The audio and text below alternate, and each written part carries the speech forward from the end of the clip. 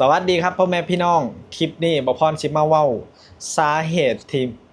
มีหนุ่มคนหนึ่งเนาะไปเม่นถามซ่องคนลาวคนหนึ่งว่าประเทศไทยนี่ได้สวยเหลือยังแดให้แก่ประเทศลาวโอ้ไปเห็นคำถามบ่พรก็ตกใจหน่อยหนึ่งเนาะแสดงว่า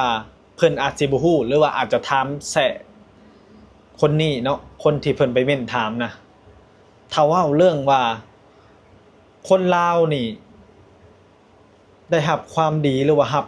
ความช่วยเหลือจากประเทศไทยนี่นั่งเว้าเบิดมื้อก็บ่จบความดีที่ประเทศไทยหยิบยื่นให้กับคนลาวหรือว่าช่วยเหลือประเทศลาวต่างๆนานาพ่อแม่พี่น้อง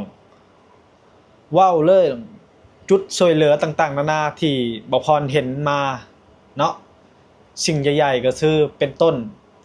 น้ำท่วมหรือว่าเขื่อนแตกอยู่ประเทศลาวไทยนี่ได้ส่งสิ่งของต่างๆนานาไปช่วยเหลือแม้กระทั่งเว้าเรื่องเงินก็มีเนาะหรือว่าประชาชนคนไทยนี่เพิ่นสิมองเห็นคนลาวนี่เป็นญาติพี่น้องเด้แล้วก็มีคนไทยหลายๆคนบ่พรเชื่อว่าน่าจะเคยบริจาคเงินช่วยเหลือคนลาว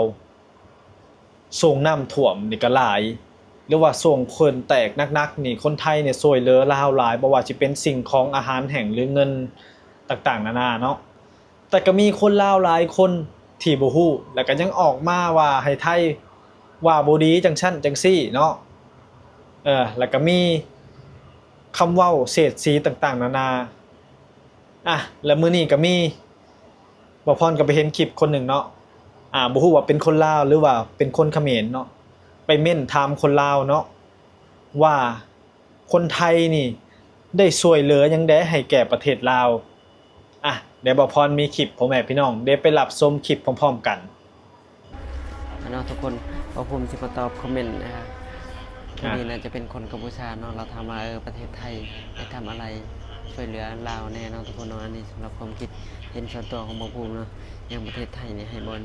เฮ็ดงานบอลทำมาหากินบ่สัญชาติเนาะบางคนมีบ้านมีรถมีเฮือนก็ย้อนประเทศไทยนะครับคนลาวมาไทยใช้พาสปอร์ตเล่มเดียวก็อยู่ได้ตั้ง60 วันใน3ประเทศแรงงานในพม่าเขมรลาวเนี่ยลาวหลายๆกว่าหมู่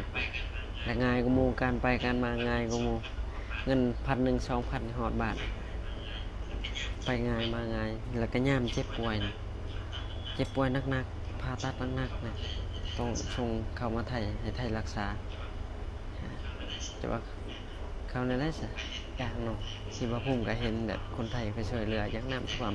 ถอดหนักยังเขื่อนแตกยังคนไทยไปหลายทั้งกู้ภัยไปช่วยกันหลายนี่มันบอกถึงการมีน้ำใจคือแบบการรักษาคือกันคือบ้านเราเนี่ยเนาะเกิดสงครามตามเห็นข่าวตีบาดเจ็บผ่าตัดหนักก็ยังอยากให้เขาข่ามาให้เขารักษาให้นะเห็นบ่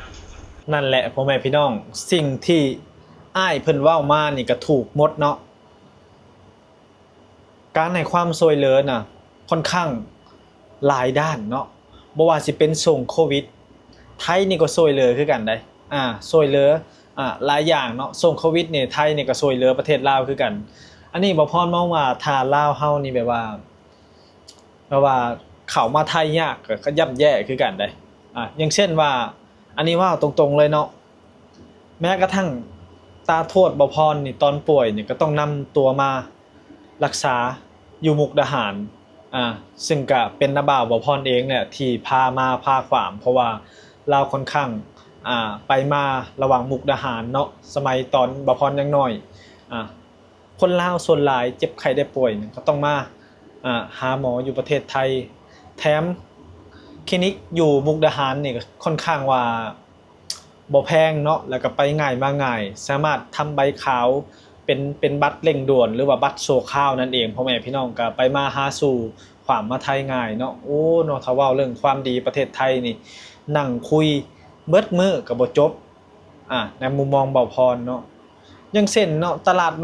นัดนี่คนลาวก็โอ้อาศัยแผ่นดินไทยเนี่ยเขามาค้าขายของก็ได้เงินนำเงินกับเลี้ยงครอบครัว